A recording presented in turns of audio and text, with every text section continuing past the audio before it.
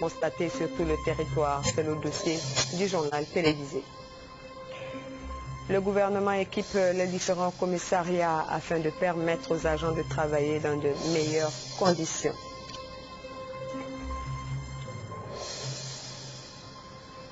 Les populations réfugiées suite à l'explosion d'un dépôt de munitions au Congo-Brazzaville sont logées à la cathédrale de la ville.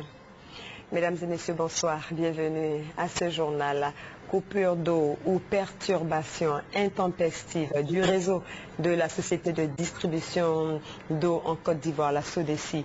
Cette réalité est vécue de plus en plus par les populations ivoiriennes. À Abidjan et à l'intérieur du pays, il faut souvent se lever de bonne heure pour avoir de l'eau. Notre reporter Serge Koléa était à Daloa où il a pu constater les nombreux désagréments causés par cette pénurie d'eau. L'eau, source de vie, manque cruellement à Daloa. Les robinets de la SODECI sont asséchés par la moindre goutte. Ça nous fait 8 mois maintenant. Ça fait 8 mois. Il n'y a pas d'eau.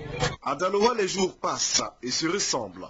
Tous les matins, seaux et bassines, ou encore ces bidons de 20 litres à portée de main, chacun part à la recherche de la précieuse matière. Ensuite, il n'a qu'à nous aider. Toujours prendre la sacoche, c'est pas bon. À cause de l'eau, là, c'est difficile. Si tu n'as pas de l'eau, tu ne peux pas devenir l'eau. J'ai la tour, là, tu ne peux pas. Est-ce que c'est bon? Dans cette quête, les puits sont les points d'eau les plus prisés. Peu importe la qualité, pourvu qu'on ait un peu d'eau pour accomplir les tâches et besoins les plus vitaux. À Daloa, nous ont révélé certaines sources. Tout le monde, y compris les plus hautes autorités, utilise l'eau de puits. Dans la cité des Antilopes, il faut le dire tout de suite, épidémie et maladie menacent. Et il ne faut pas compter sur le CHR, le centre hospitalier régional, pour sauver la situation, puisque le centre lui-même n'est pas épargné par cette pénurie. Nous pouvons passer 2 à 3 jours au CHR sans qu'il y ait une goutte d'eau qui sorte du robinet. Au niveau même des malades qui ont besoin de faire la petite toilette, il n'y a pas d'eau, c'est désagréable. Un centre hospitalier où les services ne sont pas nettoyés correctement, et comme il se doit, vous imaginez dans quel état de manque d'hygiène on peut se retrouver. Un tour dans certains services, comme ici au cabinet dentaire. Lorsqu'on travaille dans la bouche avec une turbine sans eau, on a beaucoup de risques. Au niveau du crachoir, on a les bactéries. Lorsque le patient il crache, il y a du sang.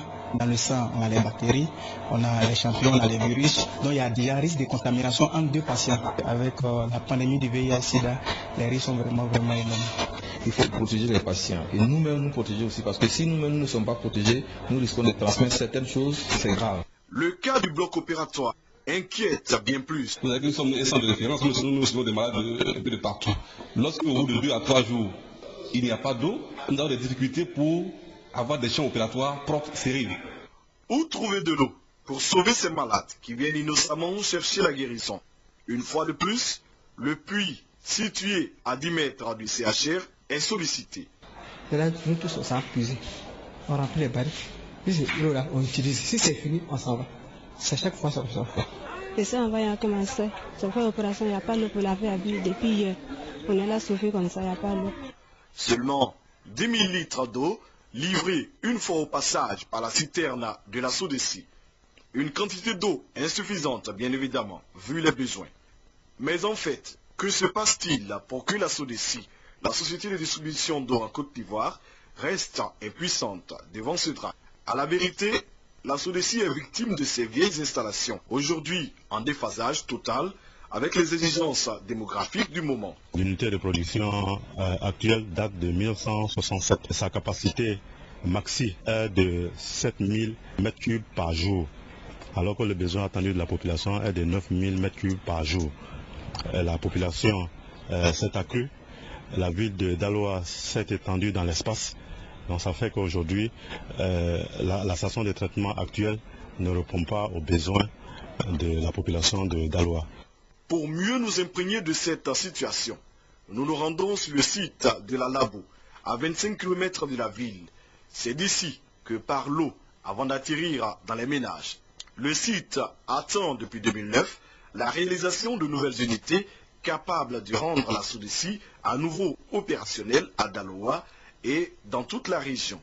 Au-delà de Daloa, de nombreuses autres villes de l'intérieur du pays, notamment Diokwe, Toulepleu, Bonon, Man et même des communes du sud d'Abidjan sont régulièrement privées d'eau et d'électricité. La SODECI serait-elle essoufflée? Aujourd'hui, nous sommes à un stade dans presque toutes les villes de Côte d'Ivoire où la demande est nettement supérieure à la production qui est mise à la disposition des populations.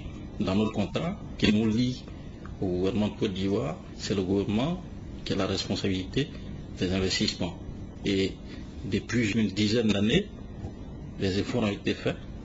Malheureusement, chaque fois, ces efforts ont été entravés par les crises successives.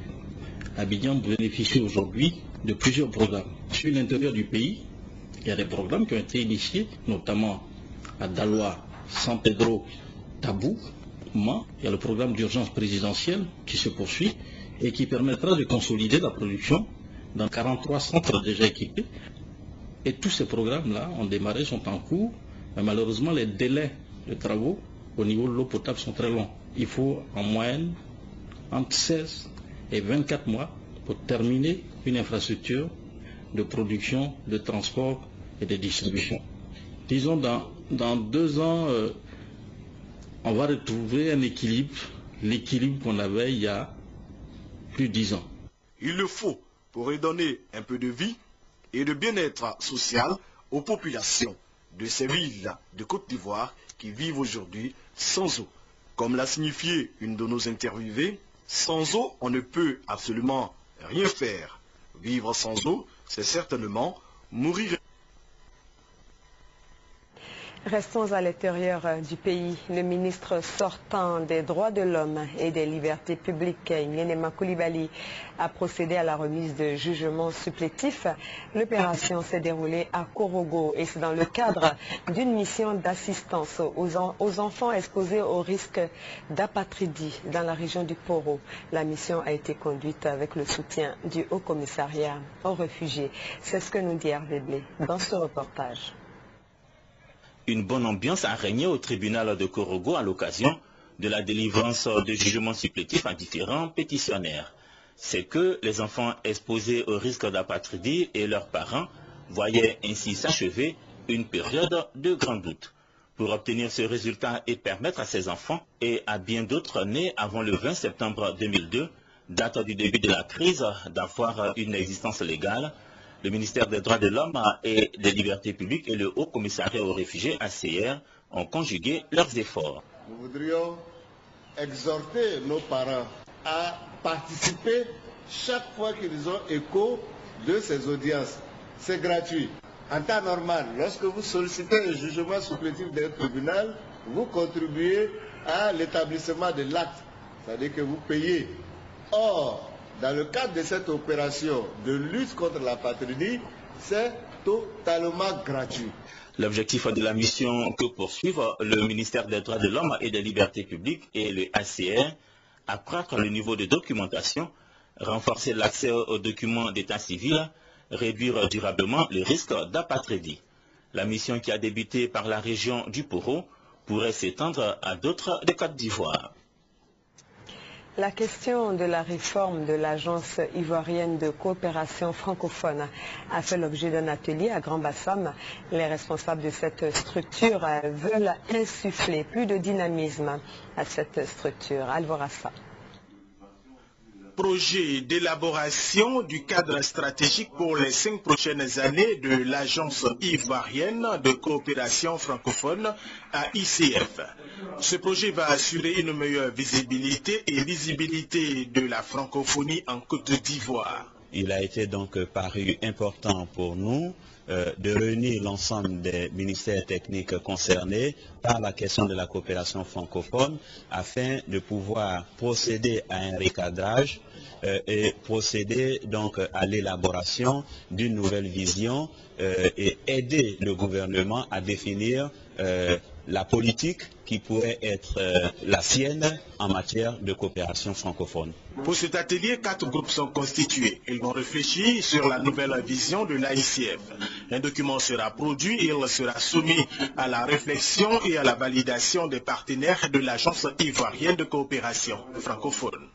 Voilà, et c'est le magistrat Zorobi Epiphane qui est le nouveau directeur de l'agence ivoirienne de francophone. On change de sujet. Le Fonds de développement de la presse a procédé à la remise de dons et de subventions à des organisations professionnelles, des quotidiens et hebdomadaires et à 22 radios privées non commerciales. C'est une action qui vise à permettre aux entreprises de presse et de communication audiovisuelle de vivre, de se développer et de se professionnaliser. Compte rendu Hervé Blé. Bénéficiaires de l'action du Fonds de soutien et de développement de la presse, 4 organisations professionnelles, 15 quotidiens, 2 hebdomadaires et 22 radios privées non commerciales. Les dons et subventions dont disposent depuis vendredi les entreprises de presse et de communication audiovisuelle et les organisations professionnelles au titre de l'année 2011 s'élèvent à 287 millions de francs CFA. Pour les 4 entreprises de presse, il s'agit de financement de projets. Pour les 15 quotidiens et les 2 hebdomadaires de subventions d'impression et pour les radios privées non commerciales de tables de mixage, dictaphones et ordinateurs. Avec les dons de ce jour, la volonté de l'État de Côte d'Ivoire de soutenir une presse privée plurielle et pluraliste n'est plus à démontrer. Mais ce soutien, faut-il le rappeler, vise surtout à vous aider à contribuer à consolider la démocratie et à promouvoir la réconciliation nationale. La mission du FSDP, qui fonctionne effectivement depuis 2009, permettre aux entreprises de presse et de communication audiovisuelle de vivre, se développer et de se professionnaliser. Hommage a été rendu au ministre de la Communication sortant, Diakité Koti Suleiman, et à celui de l'économie et des finances, Charles Kofi Dibi, pour leur soutien au bon fonctionnement du fonds. Un soutien qui donne aux bénéficiaires du jour de garder le sourire. Nous saluons les efforts du gouvernement et apprécions davantage que les organisations professionnelles et entreprises de presse respectant les conditions d'éligibilité soient mieux dotées en matière d'appui. En effet, nous plaidons pour une nette amélioration du budget du Fonds de soutien et de développement de la presse. Cet apport substantiel élargira l'assiette des répartitions et cela ne pourrait être que bénéfique à l'ensemble de la corporation qui apprécie déjà les efforts. Autre nouvelle qui réjouit le monde de la presse, le Fonds de soutien et de développement de la presse, FSDP, va envoyer dans les prochains jours en formation à l'École supérieure de journalisme de Lille des rédacteurs en chef. Parlant encore des médias, la Fédération internationale pour la planification familiale a organisé un séminaire pour sensibiliser les journalistes à la santé de la reproduction. Une vingtaine de journalistes issus de la presse écrite, audiovisuelle et de la presse en ligne en provenance de l'Afrique subsaharienne ont participé à ce séminaire. Honorine Agnigori pour les détails. L'implication des médias est plus que nécessaire dans la sensibilisation des populations sur la santé de la reproduction. Pour ce faire, les journalistes venus de l'Afrique de l'Est, de l'Ouest et de l'Afrique australe ont été formés au cours de ce séminaire sur les enjeux de la santé sexuelle et de la reproduction dans le développement du continent africain. Les OMD sont pour bientôt et donc il faut que les médias sachent quel rôle jouer pour accélérer un peu sur la compréhension de ces notions, notamment l'objectif 6 en rapport avec le VIH-Sida. Pour les séminaristes, cette rencontre est la bienvenue pour approfondir leurs connaissances en vue de s'engager résolument dans la sensibilisation sur la santé de la reproduction au bénéfice des populations. Ce séminaire nous a permis de voir combien c'est important d'inclure dans nos rédactions ou dans nos productions régulières les aspects liés à la santé de la reproduction. Voir comment nos médias, nous pourrons travailler en toute intelligence avec les organisations travaillant sur les questions de santé de la reproduction. Les résultats attendus sont entre autres la mise en place d'une plateforme des journalistes et des médias pour promouvoir les programmes de développement pour le bien-être des Africains dans un environnement de justice sociale. 2 villages du département de Tiapoum viennent d'être dotés de centres de santé grâce aux actions du Conseil général. Le coût total de l'investissement s'élève à plus de 110 millions de francs CFA. Thérèse Lebouy. Ebouenda et Eboko sont les 2 villages qui viennent de se doter de centres de santé. et Bwenda a été la première localité à recevoir les clés de son centre de santé réalisé par le Conseil général à hauteur de 53 millions de francs CFA, et cela en présence des populations venues des villages voisins. C'est le vice-président du Conseil général qui a procédé à la remise des clés au préfet du département de Tiapoum. Le centre de santé de Bwenda est doté de matériel adéquat de plus de 5 millions de francs. Tous les intervenants à cette cérémonie ont salué cette action du Conseil général. Deuxième étape de cette cérémonie, le village de Boko. Là-bas également, la mobilisation était totale. Comme à Bwenda, les populations de Boko ont exprimé leur reconnaissance au Conseil général pour le don de ce centre de santé qui a coûté environ 54 millions de francs et équipé en matériel de soins d'une valeur de plus de 5 millions de francs. Ce geste a été fort apprécié par les populations qui ont souhaité que le Conseil général se penche sur les problèmes d'adduction d'eau et d'électrification. Le centre de santé de Frambo n'a pas été oublié. Il a reçu du matériel médical d'une valeur de 3 millions de francs CFA. Le vice-président du Conseil général, New Claude, a annoncé que les actions en matière de santé vont se poursuivre dans le département. Les villages bénéficiaires seront ceux de Nouamou et Malamalako. La Fédération des tradis praticiens et naturothérapeutes de Côte d'Ivoire effectue une opération d'identification de ses membres à Abangourou, l'objectif étant d'assainir le secteur de la médecine traditionnelle. Honorine Amigori. Cette caravane d'identification de la Fédération des tradis praticiens dans le Djouablin vise également à faire la promotion de la médecine traditionnelle dans cette région. Cette opération d'identification qui se déroule du 24 février jusqu'au 24 mars permet aux concernés de faire une exposition de médicaments traditionnels améliorés. L'avantage est aux populations d'Abengourou qui pourront se soigner naturellement par des plantes qui guérissent véritablement. Avant Abengourou, la Fédération des tradis praticiens de santé et naturothérapeutes de Côte d'Ivoire avait identifié les membres de la fédération dans les régions du lac, du Bandama, du Haut-Sassambra et du Comoé. Un mot de sécurité, je vous l'annonce dans les titres, afin d'accroître l'efficacité de la police nationale. Le gouvernement a décidé d'équiper les commissariats en véhicules flambant neufs. Regardez. 15 véhicules pour renforcer la sécurité dans la capitale économique ivoirienne, Abidjan, et faciliter la mobilité des forces de défense et de sécurité. C'est la raison du don de la police nationale aux différents commissariats des zones nord et sud d'Abidjan. Aujourd'hui, c'est 3 districts qui seront desservis, à savoir le district 2, c'est-à-dire la zone de Port-Boué, le district 3, la zone de Yopougon, et le district 6, la zone de Marcory. Les véhicules sont là uniquement pour le service et pas pour autre chose.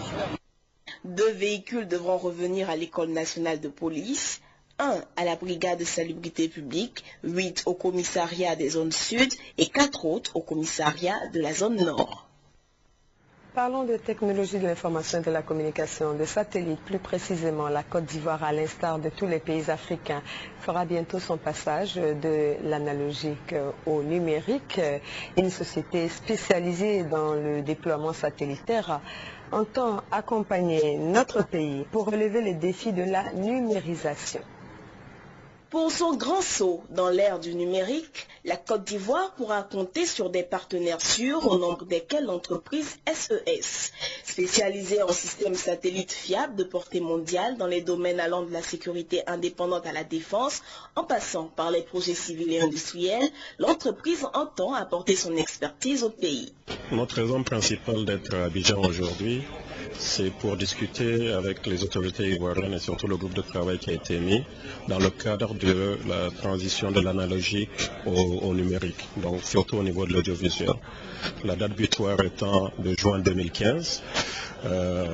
On est à moins de 3 ans de cette date butoir et nous nous sommes dit que c'était l'opportunité, le bon moment pour venir échanger. SES est l'un des principaux opérateurs de systèmes de satellites dans le monde, avec une flotte de 50 satellites géostationnaires ainsi qu'un réseau de téléports. Au chapitre environnement, la réduction des émissions de gaz à effet de serre due à la déforestation au centre d'un atelier de renforcement de capacité. Il s'est agi pour les experts d'élaborer une feuille de route visant à la réduction des gaz à effet de serre. Reportage Juliette Ouya. Réduire de façon significative les émissions de gaz à effet de serre dues à la déforestation et à la dégradation des forêts tropicales, tel est l'objectif de ces 2 jours d'atelier de renforcement organisés par le ministère de l'Environnement et du Développement durable avec l'appui financier du PNUD. L'heure est grave et la prise de conscience du problème est cruciale, car de 16 millions d'hectares au début du siècle, la forêt ivoirienne est passée à environ 2 millions d'hectares de forêt dense humide. D'où les perturbations, voire l'absence par endroits des pluies et la disparition de certaines formations végétales. Le projet RED+ est un dispositif de pointe en matière de gestion de l'environnement et du développement durable. Les bénéfices pour la Côte d'Ivoire, ce sont des bénéfices divers et tous sont en liaison. Ce sont des bénéfices d'abord d'être liés à un mécanisme de la politique internationale. Ce sont des bénéfices liés à la capacité d'attirer la finance climat internationale pour promouvoir une façon de faire le développement différemment. Après les premières activités de cet atelier, les initiateurs ont été reçus par le ministre de l'Environnement et du Développement durable. Le ministre Alla Kouadio-Rémy a salué la tenue de ces assises et a signifié l'implication totale du gouvernement ivoirien pour la protection de l'environnement. Les travaux du nouveau pont piéton de Williamsville, c'est dans la commune d'Agamé, prendront fin dans quelques jours. Mais déjà, quelques commerçants envisagent de s'y installer. Un pont piéton, c'est un pont construit pour permettre aux piétons d'éviter les voies à grande circulation et ainsi d'échapper aux accidents de la route. Malheureusement, à Abidjan, l'objectif des ponts piétons est vite détourné. Ils sont transformés en marché où les commerçants étalent leurs vêtements, fruits, légumes et autres biens. Aujourd'hui, un nouveau pont piéton est en train de sortir de terre au niveau de la station de Williamsville et ces travaux sont bien avancés. Mais déjà, les réservations se font. S'ils m'ont donné place, s'ils vont pour on va les vendre là-bas. Ces places même on cherche pour vendre. Si nous va finir, on va s'asseoir là-bas, on va s'installer là-bas. C'est à place, c'est pas normal de venir voir ce pont. C'est parce qu'il n'y a pas de place, c'est à place normalement, on ne va pas venir chez nous ici. Donnez-nous, cherchez place pour nous donner là. Après on va quitter ici. Il faut des mesures énergiques pour éviter que se reproduise le même chemin et que soit envahi le nouvel édifice. Sanctionner les agents indélicats qui prennent de l'argent pour fermer les yeux sur cette occupation illégale et trouver à ces vendeurs ambulants des espaces de vente au prix abordable en vue d'éviter des morts en cascade dus aux accidents de la route. On s'intéresse maintenant au redéploiement des fonctionnaires et agents de l'État sur l'ensemble du territoire. L'État a honoré ses engagements en décaissant plus d'1 milliard de francs pour les primes d'installation. Les redéployés de la région du Béquet vont recevoir leur dû à compter du mardi 13 mars prochain. Reportage Charles Tatou pour RTI Boaké. Plus d'1,6 milliard de francs CFA vient d'être dégagé par l'État de Côte d'Ivoire pour payer les primes d'installation de 9000 agents des services de l'État redéployés dans les zones CNO, dont 527 millions de francs pour la région de Béquet, avec dans son registre 2509 redéployés. Ce décaissement de fonds témoigne bien de l'oreille attentive que le gouvernement a prêtée à la revendication des redéployés de l'administration. Ceux-ci avaient entamé une grève de 7 jours pour non-paiement des primes d'installation promises par l'État sous l'ancien régime. Boaké, deuxième capitale économique du pays, verra le mardi 13 mars ses fonctionnaires redéployés de l'administration percevoir leurs arriérés de primes d'installation. Une délégation du ministère de la fonction publique, accompagnée des membres du secrétariat exécutif du CNPRA, est à Boaké pour la paie des redéployés de la région de Béquet. La présence des payeurs de primes a donné espoir aux grévistes et permis la réouverture totale des écoles du secteur public dans les ex-zones CNO. Aujourd'hui, le CNPR est là pour traduire en acte ce qui a été dit à la rencontre. Nous sommes sortis donc de cette rencontre tout de suite avec le CNPRA et nous avons un chronogramme clair.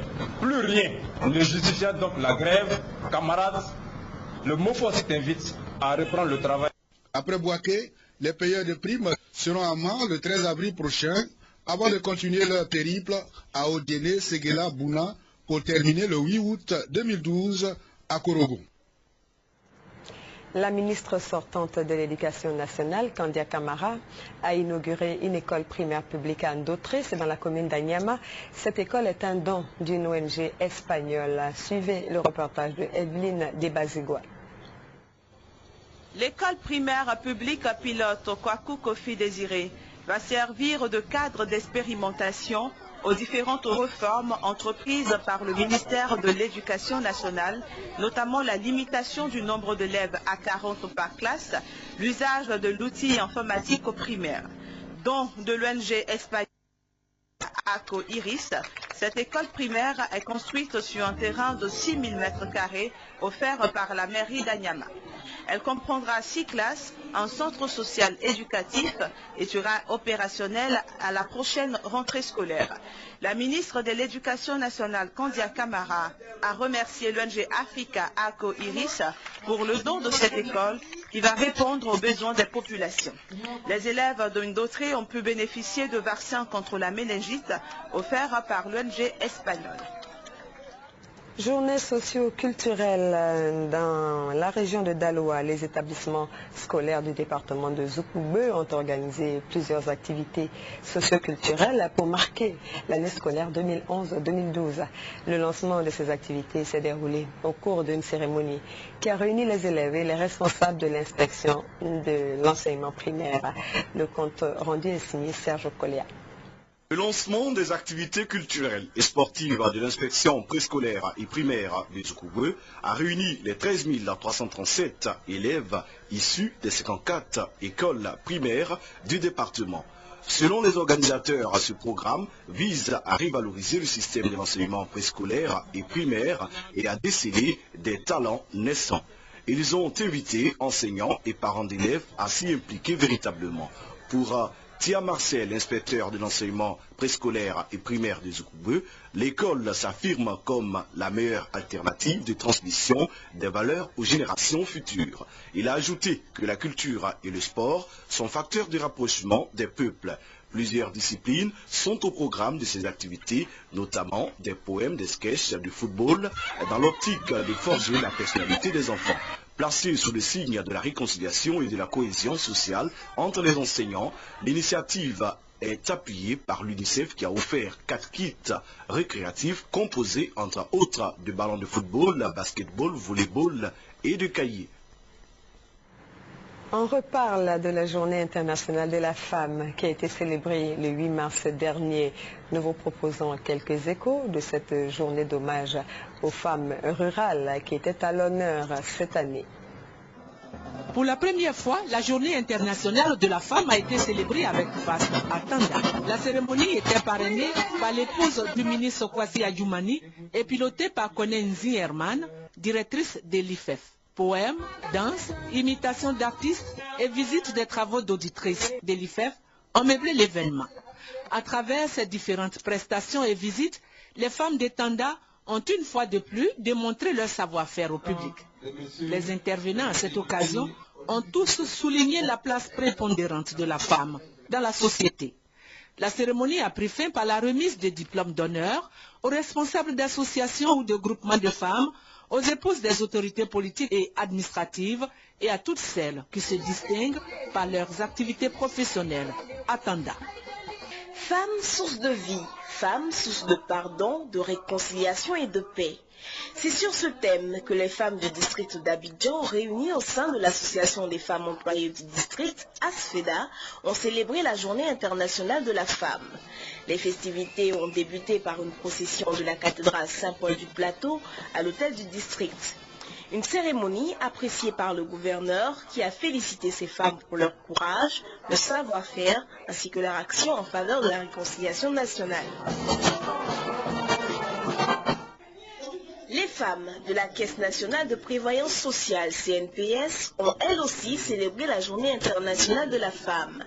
Elles ont fait la fête, mais se sont aussi penchées sur les réalités de la femme ivoirienne. Madame Critier Aufort, conférencière de cette journée, a défini la cohésion sociale comme toutes les actions visant à assurer un bien-être à toutes les composantes de la société. Elle a toutefois plaidé pour une révision de l'IGR, l'impôt sur le revenu, qui reste jusqu'à présent la preuve d'inégalité entre elles et les hommes, évoluant pourtant dans la même société. Les femmes ont pour finir rappelé qu'une femme épanouie était un bonheur pour toute la société. Une journée, une fête, mais également une occasion pour réfléchir sur leur situation, leurs conditions de vie. Les femmes en Côte d'Ivoire ont marqué de différentes manières l'édition 2012 de la Journée internationale de la femme. Trashville, bourse de travail. L'ambiance est bon enfant au siège de l'Union générale des travailleurs de Côte d'Ivoire. La coordination des femmes de l'UGTCI met l'accent sur la détente, mais également la formation, notamment la formation des femmes sur le genre et l'éradication de la pauvreté. Dans la commune du Plateau, les femmes du Bureau national d'études techniques et de développement sont en conclave. L'Association des femmes de Lunette a décidé de plancher sur la question des droits de la femme, particulièrement le droit de la famille. Au ministère des Infrastructures économiques, les femmes célèbrent autrement leur journée. Occupées à travailler au bureau, elles ont juste marqué l'événement par le port d'un uniforme. Au ministère de l'Environnement et du Développement durable, l'ambiance est spéciale. Les femmes ont eu leur après-midi pour célébrer leur journée. Belle communion entre femmes et collègues de service. L'occasion était donc propice pour dresser un certain nombre de doléances. Les femmes revendiquent un jour férié pour célébrer leur journée. Les femmes de Guéo ont relevé le défi de la mobilisation à la célébration de la Journée internationale de la femme. À leur tête, le sous-préfet, Mme Malawi Niaoulou Victoire, admirative devant le gigantesque défilé que les femmes de cette localité, issues de diverses communautés et de différentes catégories socio-professionnelles, ont animé. Ces femmes ont été exhortées, dans l'adresse de la première responsable administrative de Guéo, à devenir des femmes battantes, entreprenantes et engager Guéo dans un élan de développement économique et social. Malawi Niaoulou Victoire a annoncé la mise sur pied d'une organisation sous-préfectorale des femmes dans un premier temps. Et plus tard, une structure départementale qui va aider les femmes à prendre en main leur destin. L'enjeu est de favoriser l'accès au crédit, aux soins de santé, à l'éducation et réduire la pauvreté des femmes de Guéo. Pour rappel, le thème officiel cette année de la Journée internationale de la femme est l'autonomisation des femmes rurales et leur rôle dans l'éradication de la pauvreté et de la faim, le développement et les défis actuels. En culture, on commence avec une dédicace. Le guide du député et Femmes, genre et pouvoir en Afrique sont deux ouvrages de maître Françoise Kodjis Ofoumou, avocate, militante des droits des femmes et commissaire à la commission Dialogue, Vérité et Réconciliation. Ces deux livres ont été dédicacés à l'occasion de la Journée internationale de la femme, compte rendu la Sine Ouattara. La cérémonie de dédicace des œuvres Le guide du député et Femmes, genre et pouvoir en Afrique de maître Françoise Kodjis Ofoumou revêtait un caractère particulier. L'auteur a voulu coller à l'actualité et surtout interpeller les dirigeants et populations sur les questions du genre à l'occasion de la 35e Journée internationale de la femme. À travers Femmes, genre et pouvoir en Afrique, l'auteur dresse l'historique des événements qui ont fait prendre conscience de la nécessité d'associer les femmes aux prises de décision. 324 pages relèvent les fondements et concepts pour mieux cerner la relation femme et pouvoir, ainsi que la question du genre. L'ouvrage identifie les causes de la faible représentativité des femmes dans tous les domaines et propose des solutions. Quant au second ouvrage, Le guide du député, à quelques jours de la mise en place du Parlement, il constitue un outil indispensable donnant des réponses aux interrogations des nouveaux élus du peuple ivoirien. Maître Françoise Kodjis Ofoumou a indiqué vouloir apporter sa contribution à l'émergence de la femme, de la démocratie et de la réconciliation à travers ses œuvres. Charles Konambani, président de la commission Dialogue, Vérité et Réconciliation, a salué la pertinence des thématiques abordées dans ces livres et indiqué le rôle déterminant des femmes dans le processus de reconstruction et de cohésion sociale en Côte d'Ivoire. Le Palais de la Culture d'Abidjan renoue avec le théâtre populaire et c'est une excellente chose. L'ouverture de la saison théâtrale a été marquée par la présentation de la pièce « On se chamaille » pour un sujet d'actualité, joué par la compagnie Nzrama. Le public, notamment des diplomates étrangers, a bien apprécié le jeu des acteurs, qui ont su les tenir en haleine 1h15 durant. Serge Okoléa a assisté à la représentation. Voici ce qu'il a retenu. On se chamaille pour un siège. Pièce de théâtre bien aux couleurs du contexte sociopolitique actuel en Côte d'Ivoire, écrite par Yacine Kakou et interprétée par la compagnie Nzrama, a retrempé le public dans l'ambiance des heures de gloire des planches ivoiriennes. Pièce satirique à souhait, avec des acteurs faisant corps avec le personnage, On se chamaille pour un siège a fait tordre de rire plus d'un spectateur au Palais de la Culture. On se chamaille pour un siège tourne en dérision les prétentions politiques d'un ancien combattant, candidat à la députation. Guinan, l'ancien combattant qui rêve de siéger à l'hémicycle, va même jusqu'à rédiger sa propre fille candidate et même maudire son neveu pour atteindre ses fins.